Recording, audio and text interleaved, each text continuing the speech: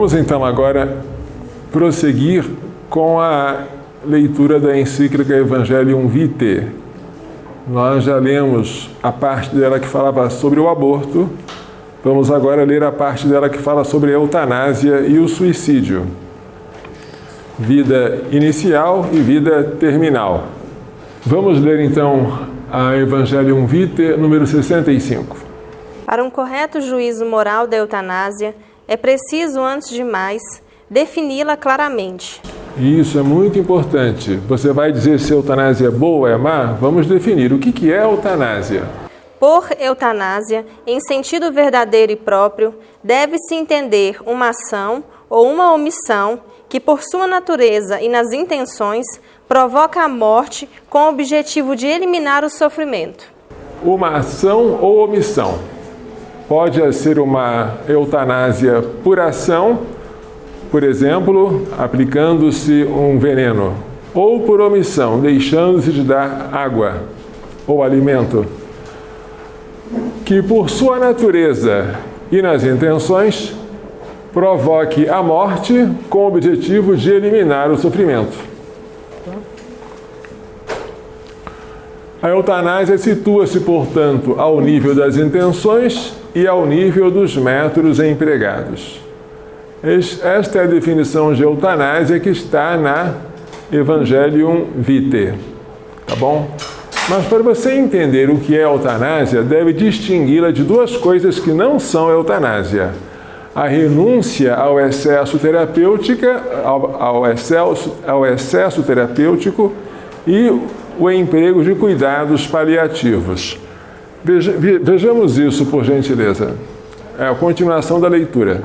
Distinta da eutanásia é a decisão de renunciar ao chamado excesso terapêutico, ou seja, a certas intervenções médicas já inadequadas à situação real do doente, porque não proporcionadas aos resultados que se poderiam esperar, ou ainda porque demasiado gravosas para ele e para a sua família. Espere um pouquinho.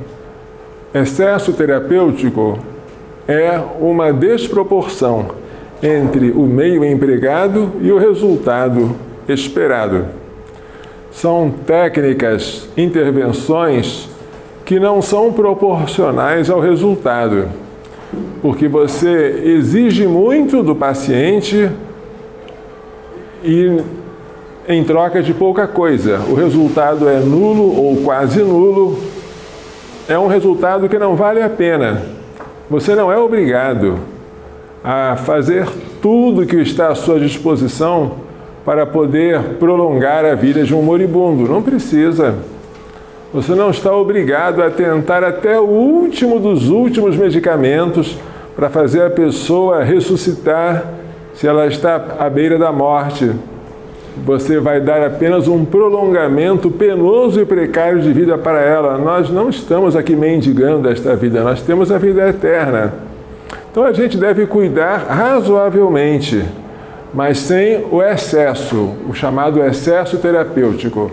Continua. Nestas situações, quando a morte se anuncia iminente e inevitável, pode-se, em consciência, renunciar a tratamentos que dariam somente um prolongamento precário e penoso da vida, sem, contudo, interromper os cuidados normais devido ao doente em casos semelhantes. Você vai continuar a dar alimentação, a dar água, a dar analgésicos, né? Mas você não é obrigado a fazer uma cirurgia de eficácia duvidosa e a mais muito onerosa, né? Seja em dinheiro, seja em dores. Não precisa. Sim. Há, sem dúvida, a obrigação moral de se tratar e procurar curar-se, mas essa obrigação há de medir-se segundo as situações concretas, isto é, impõe avaliar se os meios terapêuticos à disposição são objetivamente proporcionados às perspectivas de melhoramento. A renúncia a meios extraordinários ou desproporcionados não equivale ao suicídio ou à eutanásia.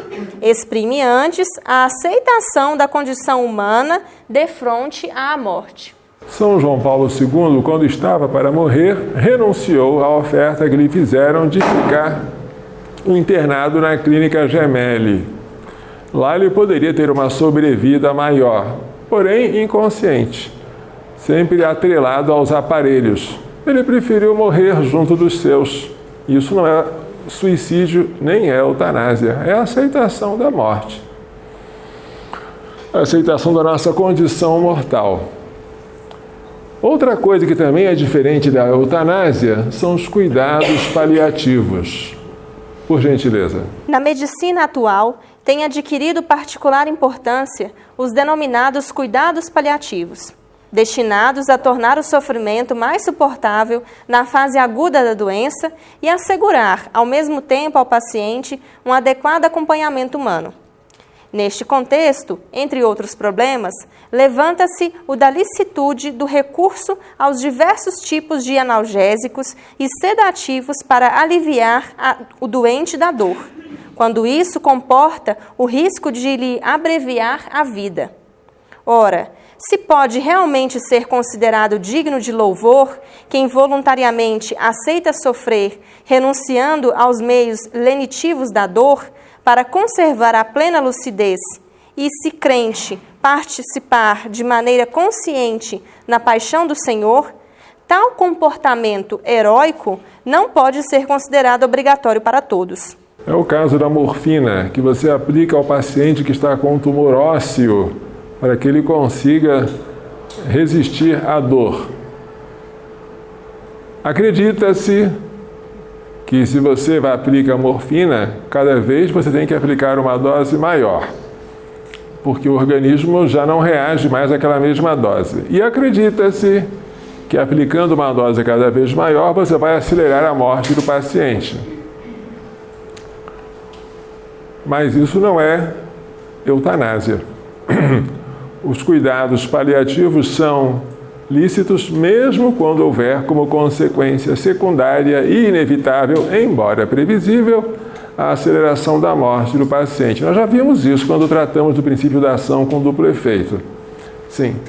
Já Pio XII afirmara que é lícito suprimir a dor por meio de narcóticos, mesmo com a consequência de limitar a consciência e abreviar a vida.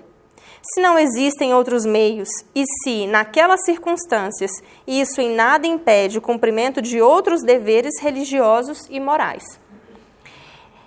É que, neste caso, a morte não é querida ou procurada, embora por motivos razoáveis se corra o risco dela. Pretende-se simplesmente aliviar a dor de maneira eficaz, recorrendo aos analgésicos postos à disposição pela medicina. Contudo, não se deve privar o moribundo da consciência de si mesmo, sem motivo grave. Quando se aproxima a morte, as pessoas devem estar em condições de poder satisfazer as suas obrigações morais e familiares, e devem, sobretudo, poder preparar-se com plena consciência para o encontro definitivo com Deus. Muito importante, sempre que possível, deixar o paciente em condições de receber os sacramentos conscientemente. A unção dos enfermos, a última confissão dele, a comunhão. Você não consegue dar comunhão para um paciente inconsciente. Mas é muito bonito, embora seja raríssimo, acho que eu já fiz isso 2 vezes, dar a comunhão na hora da morte. Chama-se viático, este sacramento tomado na hora da morte, o alimento para a viagem. Mas só quem está consciente consegue isso, né? Muito bem, agora que ele já distinguiu a eutanásia da renúncia ao excesso terapêutico e do emprego de cuidados paliativos, agora ele vai emitir um juízo moral sobre a eutanásia. Feitas essas distinções, em conformidade com o magistério dos meus predecessores e em comunhão com os bispos da Igreja Católica, confirmo que a eutanásia é uma violação grave da lei de Deus, enquanto morte deliberada moralmente inaceitável de uma pessoa humana. Tal doutrina está fundada sobre a lei natural e sobre a palavra de Deus escrita. É transmitida pela tradição da Igreja e é ensinada pelo magistério ordinário e universal. Esta definição do Papa tem as características da infalibilidade. Ele não está falando como um teólogo particular, nem apenas para um grupo de pessoas, está falando como chefe da Igreja, para toda a Igreja sobre assuntos de moral e com a intenção de pôr um fim à questão, a intenção de definir. A eutanásia comporta, segundo as circunstâncias, a malícia própria do suicídio ou do homicídio. Suicídio se o paciente pedir para ser morto. Então, ela tem a malícia do homicídio e, às vezes, também a malícia do suicídio. Vamos falar agora do suicídio, em particular do suicídio assistido, que está muito em voga. Estamos sempre lendo aqui a Evangelium Vitae. Estamos agora no número 66, tá? Ora, o suicídio é sempre moralmente inaceitável, tal como o homicídio. A tradição da Igreja sempre o recusou como opção gravemente má. A opção é má. Agora, está muito em moda falar que nós temos que levar em conta os condicionamentos psicológicos, culturais, sociais, e tudo isso é verdade. Mas isso são circunstâncias que não alteram a moralidade do ato. Podem, quando muito, diminuir a culpa. É o que o Papa vai dizer agora.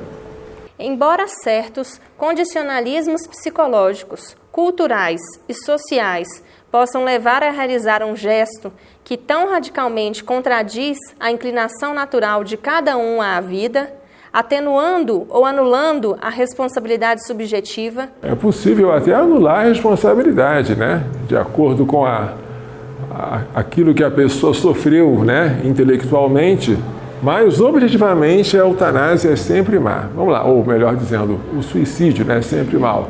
O suicídio, sob o perfil objetivo, é um ato gravemente imoral, porque comporta a recusa do amor por si mesmo e a renúncia aos deveres de justiça e caridade para com o próximo, com as várias comunidades de que se faz parte e com a sociedade no seu conjunto. Então, por que o suicídio é mau? Ele comporta a rejeição do amor a si próprio, e é preciso amar a si mesmo, senão você não tem termos de comparação para amar o próximo, deve-se amar o próximo como a si mesmo. E comporta também a rejeição dos deveres de justiça e caridade para com o próximo, para com as comunidades e com a sociedade no seu conjunto. Mas há algo de mais grave ainda sobre o suicídio.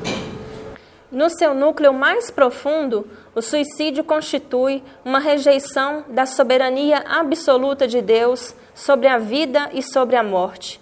Deste modo, proclamada na oração do antigo sábio de Israel: Vós, Senhor, tendes o poder da vida e da morte, e conduzis os fortes à porta de Hades, e de lá os tirais. O Hades, em grego, ou Sheol, em hebraico, é a mansão dos mortos.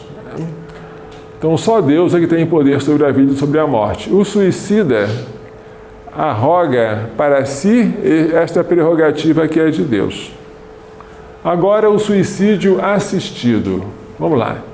Compartilhar a intenção suicida de outrem e ajudar a realizá-la mediante o chamado suicídio assistido significa fazer-se colaborador e, por vezes, autor em primeira pessoa de uma injustiça que nunca pode ser justificada, nem sequer quando requerida. Vejamos o que Santo Agostinho dizia, porque agora é ele que o Santo Padre vai citar. Nunca é lícito, escreve com admirável atualidade Santo Agostinho, matar o outro, ainda que ele o quisesse, mesmo se ele o pedisse, porque suspenso entre a vida e a morte, suplica ser ajudado a libertar a alma que luta contra os laços do corpo e deseja desprender-se. Nem é lícito sequer quando o doente já não estivesse em condições de sobreviver. Então, realmente é uma frase de grande atualidade, né? Admirável a atualidade. Parece que Santo Agostinho está falando para os dias de hoje. Agora, sobre a eutanásia, voltando a falar sobre a eutanásia, o que diz o Papa? Mesmo quando não é motivada pela recusa egoísta de cuidar da vida de quem sofre, a eutanásia deve designar-se uma falsa compaixão, antes uma preocupante perversão da mesma. A verdadeira compaixão, de fato, torna-se solidário com a dor alheia. Não suprime aquele de quem não se pode suportar o sofrimento. Exemplo, Nossa Senhora ao pé da cruz. Ela não quis matar Jesus por compaixão. Absurdo. A verdadeira compaixão não suprime aquele que sofre, mas sofre com ele, divide a dor. Continua. E mais perverso ainda se manifesta o gesto da eutanásia, quando é realizado por aqueles que, como os parentes, deveriam assistir com paciência e amor o seu familiar, ou por quantos, como os médicos, pela sua específica profissão, deveriam tratar o doente, inclusive nas condições terminais mais penosas. Então, quando a eutanásia é praticada por parentes ou por médicos, ela tem um agravante. Né? Muito bem. Já falamos então que é a eutanásia, já expusemos o juízo moral sobre ela e fizemos antes disso a distinção entre ela e a renúncia ao excesso terapêutico e o emprego de cuidados paliativos.